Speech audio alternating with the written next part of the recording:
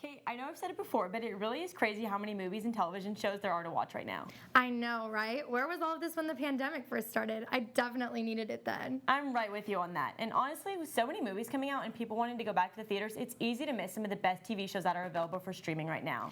That's why we have a whole panel for y'all tonight to discuss which streaming shows we should all be watching. Let's get this panel started, Mason. Hey sneak peekers, I'm here today with Timo, Sydney, Ryan, and Andrew to discuss everything that's streaming right now in terms of TV. Now, I'm kind of a novice on the subject, so I will be asking you all a ton of questions tonight. So, to get things started, I heard you're a bit of an expert on sex education, Sydney, since season 3 just came out. Oh yeah, for sure. Yeah? So, what are your thoughts on all of the new relationships that have been happening? We definitely, as viewers, got a big treat this season. I would definitely say one of my favorites was Ruby and Otis. They carried until their unfortunate, spoiler alert, breakup near the end of the season. That was a little sad, but we are opening the door for Maeve and Otis once again, but I don't think it's coming. Oh. Then we have Adam and Eric. Love the two of them. I really felt like their relationship developed really well over the course of the season, but unfortunately, again, I don't know where it's going after this because there was definitely not an honest relationship, let's just say that. Oh. Yeah. And then, but I feel like Jakob and Jean, I really see them going well together, raising their new baby together. They just really have this connection that I was really enjoying over this season. Yeah. Definitely. Plenty of drama with that show, it seems. Yes. Yeah. Speaking of, do you have any thoughts on Hope? Oh my gosh. I think like most people can agree, no one's a fan of Hope. Honestly, I feel for the woman, she's trying her best, but it's just not working for me. I just feel like she was a little unrealistic, to be honest, as a character. She was a little too evil, in my opinion. It just kind of took me out of the show. Sure. Wow. Well, it sounds like a very fun time to watch. Very bingeable. Yes, very. Yes. Watched it in one day. Wow. Well, I will definitely have to add it to my watch list. And speaking of, something that's been on my list for the longest time has been You. Now, Andrew, I've heard you are kind of an expert on that show. I've watched it about 4 times, yes. Great. So, how did you feel about the end of season 2? So, season 2 is crazy, but specifically the end really, got me going. So, at the end of season 2, we find out that Joe's love interest, Love, is just about as crazy as him, which means a lot, because Joe is Joe. And for some reason, it turns Joe away. And I don't know if this is an unpopular opinion here, but I feel like if you're like Joe and you've killed about 3 to 4 people, 1 or 2 murders from love can't really disgust you too much. But yeah, season 2 is crazy. I'm really excited for season 3. What are your thoughts on the shift in the format? Yeah, so I think season 3 is going to be really interesting because season 1 and season 2 followed kind of the same thing where Joe was pursuing one girl and that occupied all of the season. First season was Guinevere Beck. She was okay. Second season was Love. And love her. She was amazing. She was much more dynamic. She was just written a lot better. And she had less annoying qualities than Beck did. So I'm really excited for season 3 for them to stick with the same person and not go over the same first season, second season trope.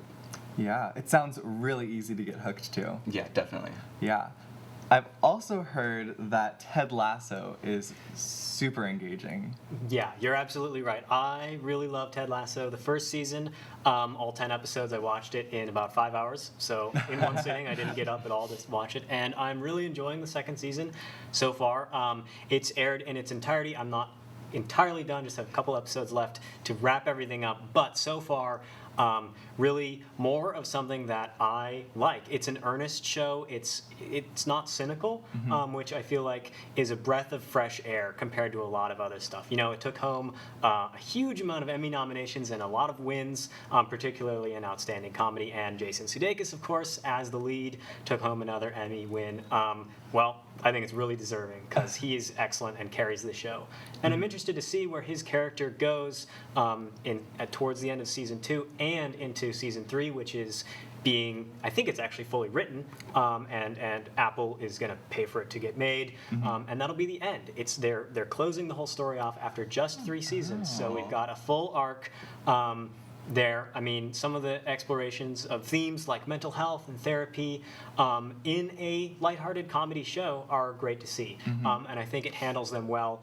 And in the moment to moment, I find myself laughing fully out loud, cackling at the screen at some of the jokes and the gags, and even some of the cutaways are pretty funny all around. Oh yeah, it'll be sad to see them end it, but sometimes that is what's best for a show. Yep, I think it'll cause the whole thing to be a nice, complete package that, sometimes seasons on shows go on and on and on and on, and it gets you're like, okay, maybe you should wrap it up. But they have the plan to just do 3 and be done with it.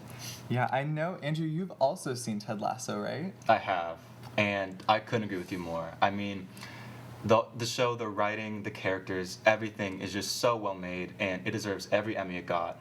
I wish there was like 300 seasons of the show. I do not want it to end at 3. I want to watch it until I'm dead.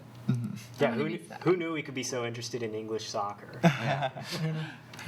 No, fun stuff all around, but I have a little bit more about What We Do in the Shadows. What We Do in the Shadows, first of all, an incredible show. It's based off of the 2014 film directed by now Academy Award winner Taika Waititi. And it's a mockumentary format similar to shows like The Office or Parks and Rec, but it is about vampires living in the New York borough of Staten Island. So you already know it's going to be incredible. It's really just, like Timo was saying with Ted Lasso, it really is such a breath of fresh air. There are a lot of comedies nowadays that take very mundane situations and turn them into comedic moments, which I love. But I love seeing a show like What We Do in the Shadows, which takes such a fantastical plot line, obviously vampires and werewolves and magic and all that kind of stuff like that. And instead of doing something serious like Game of Thrones or Lovecraft Country, it takes it in such a comedic way, and it's so refreshing. And I feel like there's an endless sea of ideas. It's not a show like Ted Lasso where 3 seasons we're done. I could watch What We Do in the Shadows until I die. I think that would be incredible. I think it's a show that has so much potential, and it's not one that's been super recognized. It got a bunch of Emmy nominations last season, but got swept out by Schitt's Creek, deservedly. Great show.